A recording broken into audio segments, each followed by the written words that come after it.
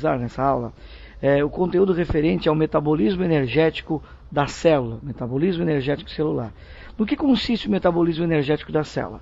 Consiste em todos os processos bioquímicos desde a produção do carboidrato como fonte primária de fornecimento de energia para a célula, até a conversão desse carboidrato em ATP para uso da fisiologia celular, né, como fonte de energia para as funções da célula. Então nós vamos tratar, dentro do assunto metabolismo energético celular, vamos tratar de fotossíntese, quimiossíntese, respiração celular e também os processos anaeróbicos, né, as fermentações lática e alcoólica. Começando, portanto, com o assunto fotossíntese. Galera, olha só, fotossíntese é o principal processo de manutenção da vida no planeta. Por quê? Porque a fotossíntese é o processo bioquímico que permite às plantas converterem compostos inorgânicos, como o gás carbônico e a água, em um composto orgânico de fornecimento de energia e carbono, que é o carboidrato, né, o glicídio, o açúcar. E isso é possível graças à fonte de energia que é o Sol. Então o nome fotossíntese vem daí, fóton, luz, síntese e produção. Então o vegetal, como produtor, consegue misturar, podemos dizer assim, CO2 e água e produzir carboidrato usando essa fonte de energia, a luz. E isso, por que é tão importante para o planeta? Porque isso estabelece, dentro das relações ecológicas, a entrada de compostos com cadeia de carbono, a entrada de energia a partir do produtor, transferindo parte dessa energia a cada nível trófico, né, como a gente costuma chamar, a cada nível ocupado por um consumidor, mantendo a vida no planeta. Ok? Para a gente poder entender legal, vamos lá. Dá uma olhadinha aí, você vai ver agora uma tela onde você tem ali uma folha vegetal em corte, lá em cima em destaque a célula vegetal com alguns componentes internos, e em destaque a organela, a sede do processo de fotossíntese, que é o nosso cloroplasto, né? Você está vendo o cloroplasto ali isolado, você tem a membrana externa e a membrana interna, lipoproteica. Internamente, essa membrana dá origem a prateleiras, podemos dizer assim, lâminas de membrana chamadas de lamelas, aonde brotam, surgem os tilacoides. Cada disquinho daquele membranoso, como um saquinho, é um tilacoide. Qual a importância do tilacoide? É que ali está armazenado o pigmento antena, que a gente costuma dizer, que é a clorofila e os demais pigmentos fotossintetizantes, como os carotenoides, né? Então você tem ali esse tipo de pigmento, que vai funcionar como pigmento antena para poder captar e usar a energia solar. Além disso, a organela cloroplasto tem no seu interior, banhando o seu interior, uma espécie de citoplasma do organoide, que é o estroma. Esse estroma é rico em enzimas e é rico em um tipo específico de açúcar, de uma pentose, chamada ribulose bifosfato ou difosfato. Nós vamos falar dela depois na continuidade da revisão do assunto fotossíntese, ok? Ali você está vendo que a pilhinha, né, é chamada de grana, conjunto de todos as granas, o grano, né? Então, beleza. Aí, então, essa é a organela onde ocorre o fenômeno da fotossíntese. Lembrando, é claro, que lá nas cianobactérias, que têm pigmentos fotossintetizantes, elas não possuem cloroplasto, porque são células procarióticas, né? São seres procariontes. Portanto, elas têm o pigmento fotossintetizante em membranas internas, né, que não são os cloroplastos, ok? Então isso vale para seres eucariontes, no caso, algas e reino plantae. Beleza. Vamos lá então. Olha só, aí também agora apareceu para ti o detalhe esquemático da clorofila, né? Que é o principal pigmento usado na fotossíntese. Você está vendo que tem ali a presença do magnésio nessa região de anéis, que a gente chama de cabeça da clorofila, e a cauda da clorofila. Lá na região da cabeça, onde tem o núcleo do magnésio, você tem um Rzinho lá em cima. Esse Rzinho é o que vai determinar a diferença entre a clorofila A e a clorofila B, ambas encontradas nos vegetais, os dois principais pigmentos. Clorofila A, você tem o radical metil lá, CH3, né? E na clorofila B você tem CH-O, ok? Beleza, então? Essa é a clorofila, fica dentro dos tilacoides, que por sua vez estão dentro do cloroplasto. Vamos dar uma olhadinha agora na historinha da luz, né? Uma parte que envolve física.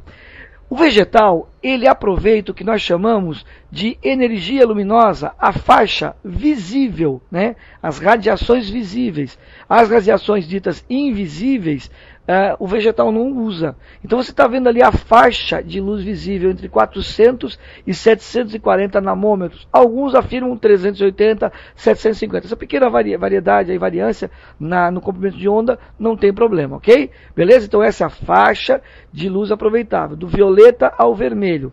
O verde, infelizmente, o vegetal não vai utilizar. Está na faixa de luz visível, mas não é um bom comprimento de onda. Dá uma olhadinha nesse outro gráfico que apareceu aí na tua tela, onde você tem absorção relativa de luz por comprimento de onda e pigmentos, carotenoides, clorofila B e clorofila A. Ali você acompanha a variação de gráfico de melhor aproveitamento, né, a melhor absorção relativa dessa energia luminosa, desse comprimento de onda. Você pode notar que a melhor faixa é o azul, depois o vermelho, né? O verde é o pior. Por quê? Porque a clorofila reflete esse tipo de comprimento de onda. Daí você enxergar a planta verde, ok? Nessa hora aqui o aluno fica dizendo, professor, pode ser luz branca?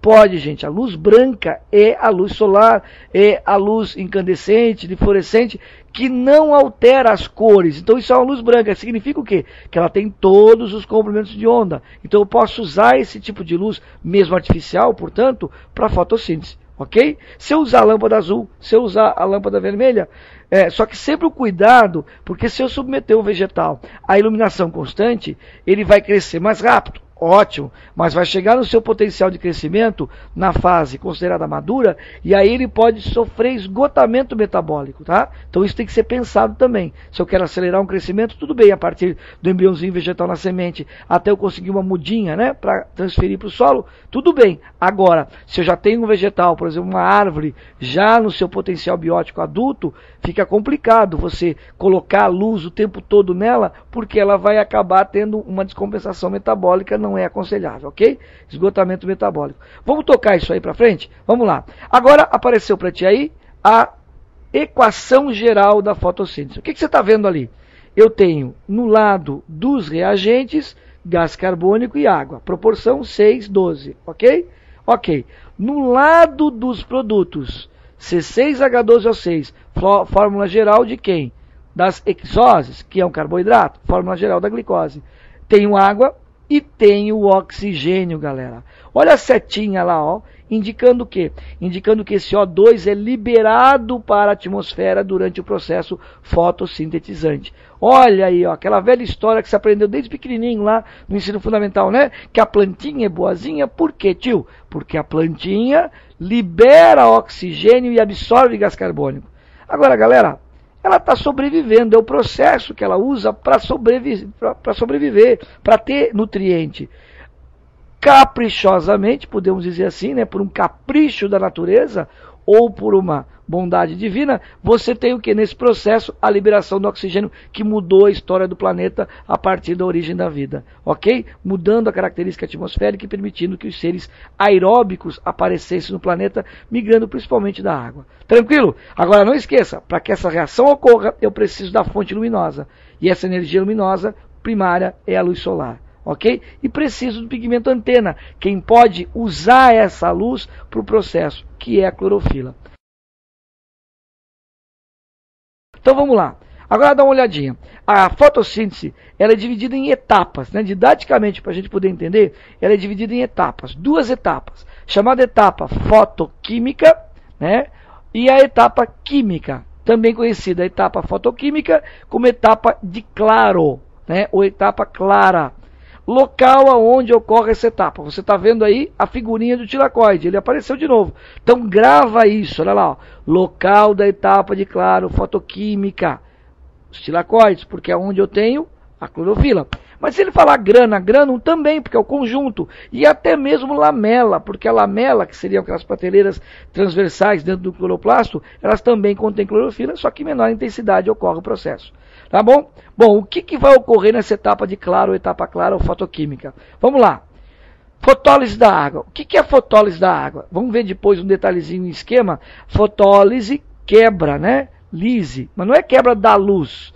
é a quebra, né, usando o fóton da luz, né, os fótons, componentes da luz, que você tem a luz visível, fóton, quebrando a molécula de água. Galera, isso é muito importante, porque justamente é esse processo que quebra a molécula de água para que ela forneça hidrogênios para a síntese do carboidrato. Por que precisa de hidrogênio? Porque o hidrogênio não está livre na atmosfera. CO2 você encontra carbono e oxigênio, beleza? Só absorver o gás carbônico. Hidrogênio não temos na atmosfera livre. E daí? E daí tem que vir de algum lugar, vem da água. Só que dessa quebra, o vegetal libera oxigênio. E esse oxigênio é que vai para a atmosfera. Então, ó, já tem um ponto-chave cobrado muito em vestibulares. De onde vem o oxigênio que a planta elimina durante o processo de fotossíntese? Respondido, vem da quebra ou fotólise da molécula de água. Beleza, quando a água é atacada, é bombardeada pelos fótons da luz, desprendendo elétrons, desprendendo hidrogênio e liberando um resíduo de oxigênio para a atmosfera. Tranquilo? Em que fase isso ocorre? Em que etapa? Na etapa de claro, etapa fotoquímica. Tá? Aqui, transporte de elétrons. Como o transporte de elétrons? Claro, você vai ter a formação de um composto chamado NADP, nicotinamida adenina dinucleotídeo fosfato, que é um carreador, um transportador. Vamos lá fazer uma analogia? Carrinho de mão, que vai transportar os hidrogênios retirados da molécula de água. Eles não podem ficar livre meio aquoso, lembra? Acidez. Então eles vão estar sendo transportados pelo NADP, que vai levar esses hidrogênios para outra etapa, que nós vamos ver depois, que é a etapa de escuro. Tranquilo? Tranquilo. Agora lá, ó, produção de ATP. Olha o que está entre parênteses. Fotofosforilação cíclica e acíclica. Esses são os dois mecanismos de cadeias eletrônicas, utilizando a luz, que a planta, então, realiza para produzir o ATP que ela necessita. ATP, trifosfato de adenosina. Né? Núcleo adenosínico é uma adenina e uma ribose. Tá? Então você tem lá o quê?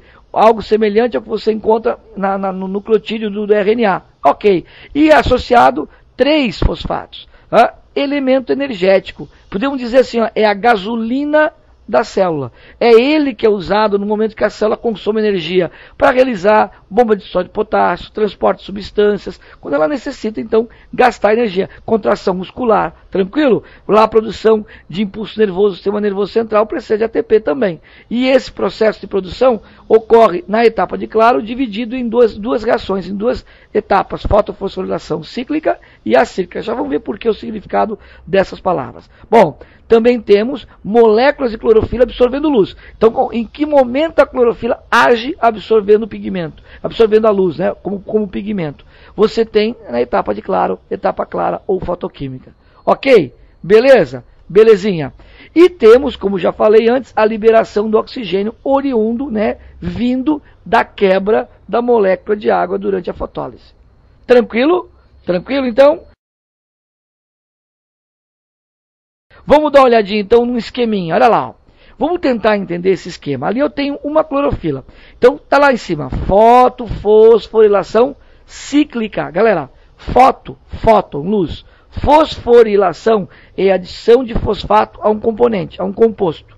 Então eu estou adicionando fosfato. Na prática, o que nós vamos ter? Formação de ATP. Isso quer dizer formação de ATP com energia da luz. Cíclico, porque é um sistema de cadeia de transporte de elétrons fechado.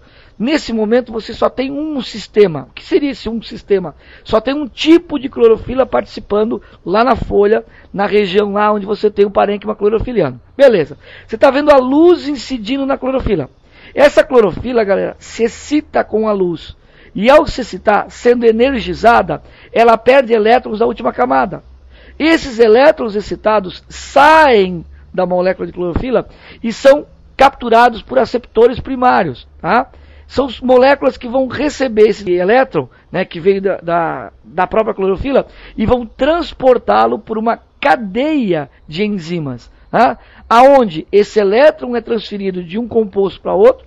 Nós temos aí os citocromos participando desse processo, tá? Ubiquinona, uma substância enzimática, ok? À medida que você tem a passagem por essa cadeia, que está representado ali roxinho, ok? Você está vendo a passagem mostrando essa cadeia de transferência de elétrons. À medida que eles passam por esses componentes, a energia que ele armazenou, o elétron, da luz, é desprendida e é usada para a formação de ATP. Esse elétron enfraquecido, podemos dizer assim, perdeu essa energia toda que ele ganhou da luz, ele é atraído de novo pela clorofila. Por que ele é atraído de novo pela mesma clorofila? Simples. Quando a clorofila perde o elétron, ela se oxida, ok? Ela fica mais positiva. Então ela atrai elétron, porque ela está em desequilíbrio eletrônico, ela quer se restabelecer. Então ela vai acabar atraindo o próprio elétron, que agora está enfraquecido, retornando a ela. Então olha só, o mesmo elétron que saiu da clorofila por energização da luz, passa pela cadeia de compostos enzimáticos, perde energia da luz, que é usada para formar ATP. Desenergizado, podemos dizer assim, enfraquecido, entre aspas, ele retorna à mesma clorofila que estava, no caso, oxidada. E aí ela se restabelece. Então é como se fosse uma espécie de uma bateria, de uma pilha, onde esse movimento de elétrons com a luz, né, enquanto você incidir luz na clorofila, você vai ter esse mecanismo. Então esse mecanismo vai produzindo ATP, para que a célula use esse ATP na produção do carboidrato, que é o que ela quer no processo de fotossíntese. Tranquilo? Então isso é chamado de fotofosforilação cíclica. Agora dá uma olhadinha nesse outro esquema. Fotofosforilação acíclica. Você está vendo que ele é mais complexo. Agora eu tenho o sistema 1 e o sistema 2. Dois tipos de clorofila, dois tipos de pigmento antena. Ali ele indica, tá? P700, P680, em termos de comprimento de onda, mas isso é só um detalhe. O importante é que agora eu tenho dois tipos de clorofila participando, ok? Se você olhar o fotossistema 1, você está vendo o quê? A luz, a setinha laranja, amarelinha, incidindo e passando ali pelas moléculas de clorofila. Ok. Excitando, clorofila excitada perde elétron. E é aquele elétron que vai subindo na seta lá para o receptor primário. Ok? Esse receptor primário, ferridoxina, vai capturar, porque tem ferro, esse elétron. Ok? Belezinha até aí? Belezinha. Agora, deixa a molécula de água ali que você está vendo um pouquinho de lado, que eu já vou explicar. Então saiu esse elétron. Então essa clorofila do fotossistema 2, o que aconteceu com ela? Ela oxidou, ela perdeu o elétron. O elétron, depois que foi para o receptor primário, esse receptor primário passa de novo por aquelas moléculas, né? Os citocromos, né? Ubiquinona, e à medida que esse elétron passa por esses compostos, ocorre o mesmo que a fase lá anterior, a fotofosforilação cíclica. Essa energia é drenada do elétron e é usada para produzir ATP. Agora, para onde é que vai esse elétron? Vamos lá. Lembra que agora o processo é acíclico, quer dizer, aberto. Dá uma olhadinha no fotossistema 1, a P700 ali. Olha lá, ela também foi excitada pela luz. E também perdeu elétrons, que foram para o outro grupo de receptor primário lá em cima. Ora, presta bem atenção. Se ela perdeu o elétron, ela também ficou o quê? Oxidada? Isso, perdeu o elétron, oxidou. Beleza, como ela está em desequilíbrio eletrônico, ela acaba atraindo aquele elétron que veio do fotossistema 2. Aquele elétron que passou pelo citocromo e perdeu energia para formar ATP. Então essa P700 se reorganiza, volta ao equilíbrio químico, beleza? Recebe esse elétron que ela acabou perdendo. Mas não foi o elétron que ela perdeu. Ela está recebendo o elétron da outra clorofila. Ok? Mas ela se reorganizou. Esse elétron que ela perdeu não vai produzir ATP. Ele vai ser usado pelo NADP. Tá? Esse NADP, ele vai então receber o elétron para ter uma função específica. Poder então, ao recebendo o elétron, ele atrair justamente hidrogênios. Mas aí é que o aluno está dizendo agora, você deve estar assim, mas que hidrogênio, professor? Então vamos lá. O hidrogênio que o NADP vai atrair porque recebeu elétrons é oriundo da água. Então a gente olha aqui no fotossistema 2 de novo. Você está vendo aí na tua esquerda o fotossistema 2, ok? Olha ali, ó. A molécula de água também será bombardeada pela luz. E os fótons vão quebrar a molécula de água. A molécula de água vai perder hidrogênio. E esse hidrogênio vai ser atraído pelo NADP. Porque ele recebeu elétrons, pode atrair o hidrogênio mais. E aí surge o NADPH, ok? Claro, ali está NADPH só 1, porque ele está mostrando nesse esquema simplificado, mas vai dar origem a um NADP H2, porque vai pegar os hidrogênios, 2 hidrogênios da molécula de água. Essa molécula de água quebrada vai formar um OH, né, negativo, porque perdeu o elétron. Esse elétron ali é atraído pelo fotossistema 2. Como assim, Vila? Se você quebra a molécula de água, libera hidrogênio, ela vai ficar em desequilíbrio eletrônico. Vai estar sobrando elétron na jogada aí. E o fotossistema 2, a P680, perdeu o elétron lá no começo e não recebeu mais nenhum. Então ela está ainda, no caso, oxidada. Ela atrai o elétron, esse que está sobrando na quebra da molécula de água, e se reorganiza. O que sobrou ali de oxigênio e hidrogênio acaba formando água e liberando oxigênio. Então a molécula de água, ao mesmo tempo quebrada, libera uma parcela de oxigênio para a atmosfera, libera hidrogênio que vai se juntar ao NADP, e libera elétrons para reorganizar o fotossistema 2. Gente, é impressionante, fantástico o mecanismo de dança aí dos elétrons. E por que acíclico? É claro, o elétron que saiu do fotossistema 2 não é o mesmo que retorna para ele, para P680. Ele se reorganiza, se reequilibra eletronicamente com o elétron que veio da água. O dele foi equilibrar o fotossistema 1. E o do fotossistema 1, por sua vez, ficou lá com o NADP. Portanto, é isso que ocorre nesse processo. É claro, você tendo pelo menos uma ideia geral e entendendo que essa quebra de molécula de água, o processo é chamado de fotólise, e que vai fornecer hidrogênios para se juntarem com o NADP, e que vai acabar liberando oxigênio para a atmosfera, ocorrendo isso na etapa de claro, é muito importante. Isso você tem que saber, porque é o que mais é cobrado. Tranquilo? Bom,